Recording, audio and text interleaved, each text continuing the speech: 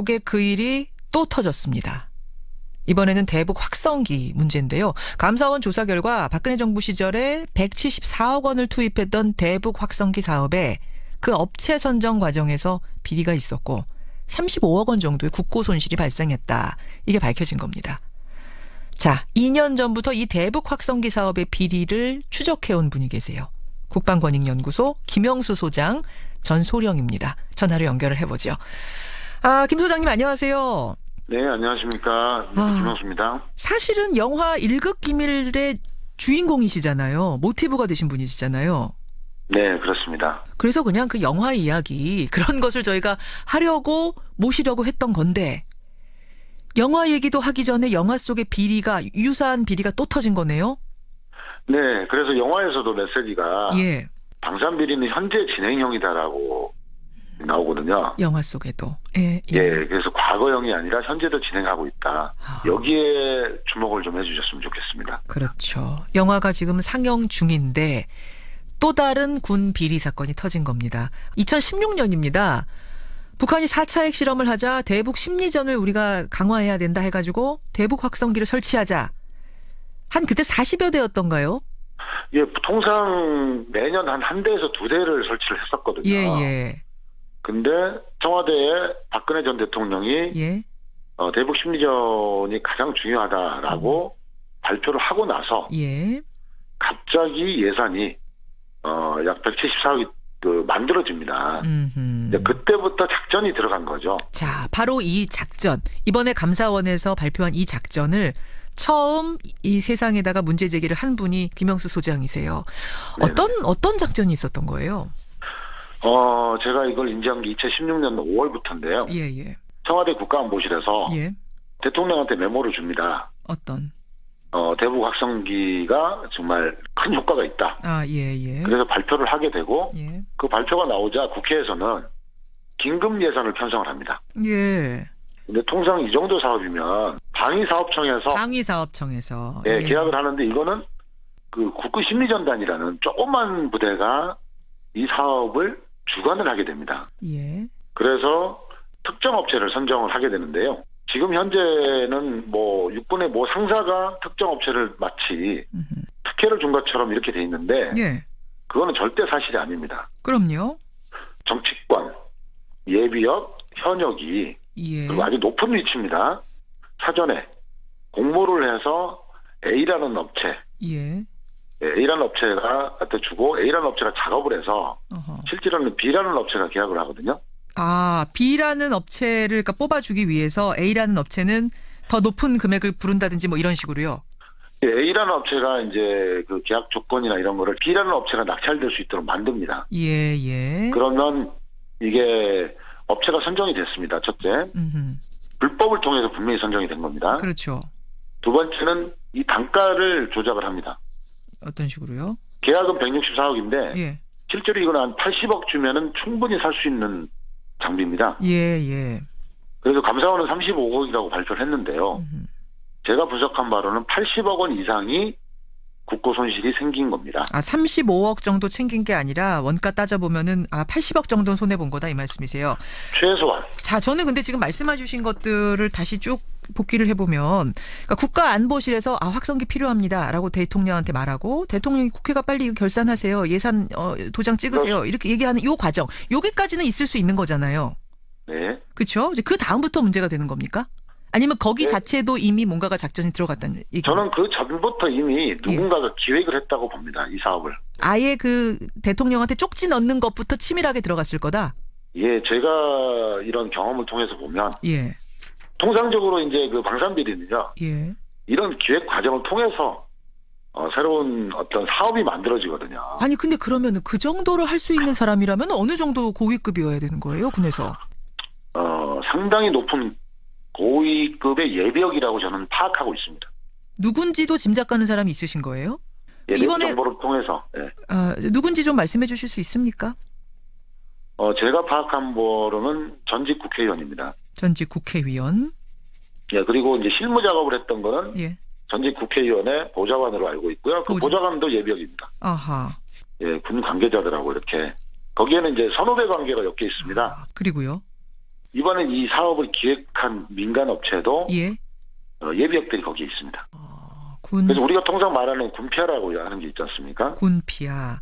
예, 이 사건은 군피아의 방산비리의 전형이라고 보시면 됩니다. 그래요. 다 그렇게 군피아로 엮여져 있다. 작전에 들어간다 이 말씀이세요. 그래서 방산비리하면 보통 집행 단계에서 비리가 있을 것이다라고 보통 사람들은 생각을 하는데요. 그렇죠. 마지막 그 입찰 단계에서 있을 거다라고 생각하는데. 그렇지 않습니다. 최초의 사업을 만드는 것에부터 이 기획이 들어가는 겁니다. 그 빅픽처가 있는 거네요. 큰 그림이 있는 거네요. 그럼요. 큰 그림 있죠. 그럼 이번에 감사원에서 적발한 거는 그중에서 그 입찰 당시에 고기에 관련된 사람 조그만 그림 하나만 잡은 거예요? 예, 집행 단계에서 그냥 서류만 뒤진 거예요. 제가 파악한 거에 약 20% 정도 나왔다고 보시면 됩니다. 그러면은 지금 말씀하신 이 부분, 오늘 지금 실명을 대진 못했습니다. 왜냐하면 뭐 수사를 하신 건 아니니까. 그럼 이 부분을 밝혀내기 위해선 검찰 수사가 들어가야 된다고 보시는 거예요? 예, 당연하죠. 그리고 이게 핵심적인 문제가 또 납품을 했는데 성능이 미달돼요. 저 지금 그거 질문 드리려고 했어요. 이런 식으로 해갖고 그러면 짬짬이로 낙찰 받은 업체가 보급을 했으면은 그 확성기는 성능이 괜찮은가? 당연히 괜찮아야 되는데 12월에 납품을 했는데 안 들리는 거예요. 그래서 내부에서는 지금도 불만이 많습니다. 안 들려요? 이 군납비리의 전형적인 모든 요건을 여기는 갖고 있습니다. 그게 무슨 말씀이세요? 모든 요건이란 게 뭐예요? 사업을 만들어서부터 시작해서 특정 업체 주고 단가를 부풀려서 80억 원에 국고로 손실하고 성능이 미달된 제품을 납품하고 그리고 수많은 감사 수사기관이 이걸 제대로 수사하지 않고 이게 모든 비리에 모든 요건을 갖고 있기 때문에 제가 관심을 갖고 보는 겁니다. 예, 군 내부 비리를 내부에서 고발했던 김영수 당시 소령, 지금은 국방권익연구소 소장으로 계시는 김영수 소장과 말씀 나누고 있습니다. 소장님, 대북 확성기 말고 이 부분도 좀 수상하다 보고 계신 곳이 또 있습니까? 뭐 예를 들어서 우리나라에서 600억이면 만들 수 있는 장비를 우리나라에서 만들 능력이 없다. 그러니 해외에서 사와야 된다. 그걸 1,200억에 사와야 된다. 어떤 장비요? 뭐 특수 침투 장비입니다. 특수 침투 장비. 육군의 해군 장비입니다. 600억으로 우리나라에서 생산할 수 있는 것을 해외에 1,200억 주고 가지고 왔어요? 가지고 오려고. 이것도 기획이 다 들어간 거예요, 작전이. 작전이 들어간 거. 도대체 그럼 이건 얼마나 먹는 겁니까, 중간에? 보통 한 600억 먹습니다. 안 사업하면. 그럼 얼마 정도가 그 작전에 연루가 되는 거예요? 이런 큰 작전을 하려면? 그러면은 최초의 소요 부대부터 국방, 화참, 방사청까지 다 연결이 되고 현역 예비역이 다 연결이 돼야만이 이 그림을 그릴 수가 있어요. 또 있습니까? 또 지켜보고 계시는 거? 예, 몇 건이 있고요. 몇 건이. 예, 그리고 분야별로 작전 세력들이 다 따로 있습니다. 그래요. 피복, 뭐 정보통신, 건설공사, 무기체계, 이제 각각의 분야별로 이 독특한 작전의 방법이 있습니다. 다 분야별로 방법도 달라요? 사람도 다르고? 네, 사람도 다르고 방법도 다르고 절차도 다르고. 그리고 사전에 감시하는 시스템이 필요하거든요. 이번 대북 확성기 같은 경우에도 제가 문제 제기를 계속했고. 그래요. 이건 충분히 막을 수 있었던 비리였습니다. 알겠습니다. 영화 얘기를 잠깐 해야 될 텐데 영화 1급 기밀. 군납비리 말고도 찍어놓고 영화에 뭐 시간상 어떤 여러 가지 이유로 담지 못한 추악한 얘기들이 많다면서요. 실제로는 그 1급 기밀에서 나타낸 것보다 훨씬 더 현실은 강도가 세죠. 영화보다 더 세요, 현실이? 예, 근데 이제 그때 우리가 기획을 이명박 정권 때 했거든요. 그다음에 촬영을 박근혜 정권 때 했고. 그래서 우리가 스스로 낮췄습니다. 오히려요. 예를 들면 어떤 것들이 그 수위를 낮춘 것들이에요? 혹은 찍어놓고 편집하고? 영화에서 보면은 이 천장군이라는 준장이죠. 별 한 명. 이 사람이 이 사건의 실체인 것처럼 돼 있는데요. 그 사람은 행동대장밖에 안 됩니다. 그럼 뒤에 뭐 별 몇 개 뭐 이런. 그리고 정치인. 그리고 뭐 얽혀 있는 그런 부분은 차마 표현하지 못했습니다. 스스로 두려웠습니다. 저희들이. 영화보다 현실이 더 추악하다 이런 말씀.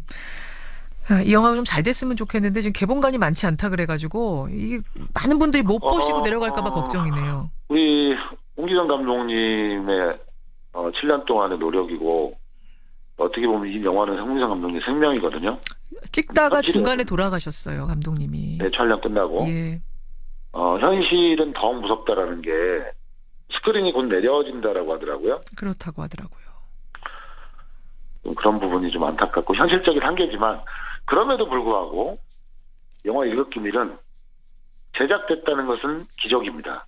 기적이라고 할 정도로 방해가 심했다면서요. 지난 어려웠어요. 예, 지난 정부에서 투자가 안 됐다. 그리고 개봉이 됐다는 것 자체만으로도 저는 큰 의미가 있다고 생각을 합니다. 알겠습니다. 더 많은 분들이 보시고 또 이 군납비리에 관심 가져주셨으면 좋겠고요. 이번에 밝혀진 대북 확성기 사건도 뿌리까지 뽑혔으면 좋겠습니다. 끝까지 노력 좀 해주세요. 고맙습니다. 뿌리를 뽑아야 됩니다. 네, 고맙습니다. 예, 고맙습니다. 대북 확성기 문제를 2년 전부터 제기하셨던 분이죠. 영화 1급 기밀의 모티브가 되신 분이기도 합니다. 국방권익연구소 김영수 소장이었습니다. 공모를 해서 A라는 업체, 예. A라는 업체가 갖다 주고 A라는 업체가 작업을 해서 실제로는 B라는 업체가 계약을 하거든요. B라는 업체를 그러니까 뽑아주기 위해서 A라는 업체는 더 높은 금액을 부른다든지 뭐 이런 식으로요. A라는 업체가 이제 그 계약 조건이나 이런 거를 B라는 업체가 낙찰될 수 있도록 만듭니다. 예. 그러면 이게 업체가 선정이 됐습니다. 첫째. 불법을 통해서 분명히 선정이 된 겁니다. 그렇죠. 두 번째는 이 단가를 조작을 합니다. 어떤 식으로요? 계약은 164억인데 예. 실제로 이건 한 80억 주면은 충분히 살 수 있는 장비입니다. 예. 그래서 감사원은 35억이라고 발표를 했는데요. 제가 분석한 바로는 80억 원 이상이 국고 손실이 생긴 겁니다. 35억 정도 챙긴 게 아니라 원가 따져보면은 80억 정도는 손해본 거다 이 말씀이세요.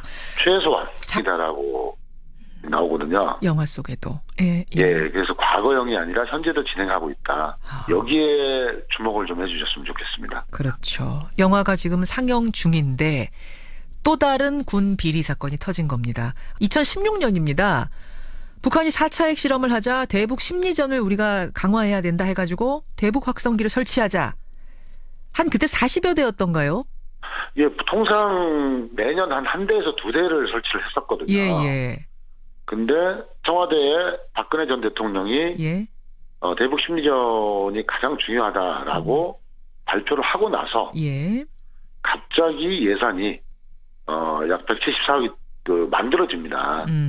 그때부터 작전이 들어간 거죠. 자, 바로 이 작전. 이번에 감사원에서 발표한 이 작전을 처음 이 세상에다가 문제 제기를 한 분이 김영수. 저는 근데 지금 말씀해 주신 것들을 다시 쭉 복기를 해보면 그러니까 국가안보실에서 확성기 필요합니다라고 대통령한테 말하고 대통령이 국회가 빨리 이거 결산하세요. 예산 도장 찍으세요. 이렇게 얘기하는 이 과정. 여기까지는 있을 수 있는 거잖아요. 네. 그렇죠? 이제 그 다음부터 문제가 되는 겁니까? 아니면 거기 자체도 이미 뭔가가 작전이 들어갔다는 얘기? 저는 그 전부터 이미 누군가가 기획을 했다고 봅니다. 이 사업을. 아예 그 대통령한테 쪽지 넣는 것부터 치밀하게 들어갔을 거다?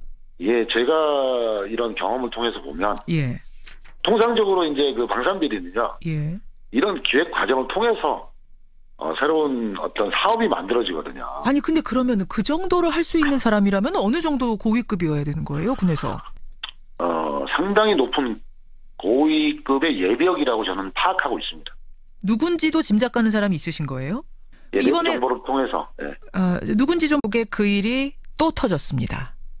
이번에는 대북 확성기 문제인데요. 감사원 조사 결과 박근혜 정부 시절에 174억 원을 투입했던 대북 확성기 사업에 그 업체 선정 과정에서 비리가 있었고 35억 원 정도의 국고 손실이 발생했다. 이게 밝혀진 겁니다. 자, 2년 전부터 이 대북 확성기 사업의 비리를 추적해온 분이 계세요. 국방권익연구소 김영수 소장 전소령입니다. 전화로 연결을 해보죠. 김 소장님 안녕하세요. 네, 안녕하십니까. 김영수입니다. 사실은 영화 1급 기밀의 주인공이시잖아요. 모티브가 되신 분이시잖아요. 네, 그렇습니다. 그래서 그냥 그 영화 이야기 그런 것을 저희가 하려고 모시려고 했던 건데 영화 얘기도 하기 전에 영화 속의 비리가 유사한 비리가 또 터진 거네요. 네, 그래서 영화에서도 메시지가 방산비리는 현재 진행형 소장이세요. 어떤 작전이 있었던 거예요? 제가 이걸 인지한 게 2016년 5월부터인데요. 청와대 국가안보실에서 대통령한테 메모를 줍니다. 어떤? 대북 확성기가 정말 큰 효과가 있다. 예. 그래서 발표를 하게 되고 예. 그 발표가 나오자 국회에서는 긴급 예산을 편성을 합니다. 예. 근데 통상 이 정도 사업이면 방위사업청에서 예. 계약을 하는데 이거는 그 국군심리전단이라는 조그만 부대가 이 사업을 주관을 하게 됩니다. 예. 그래서 특정 업체를 선정을 하게 되는데요. 지금 현재는 뭐 육군의 모 상사가 특정 업체를 마치 특혜를 준 것처럼 이렇게 돼 있는데 예. 그거는 절대 사실이 아닙니다. 그럼요. 정치권, 예비역, 현역이 예. 그리고 아주 높은 위치입니다. 사전에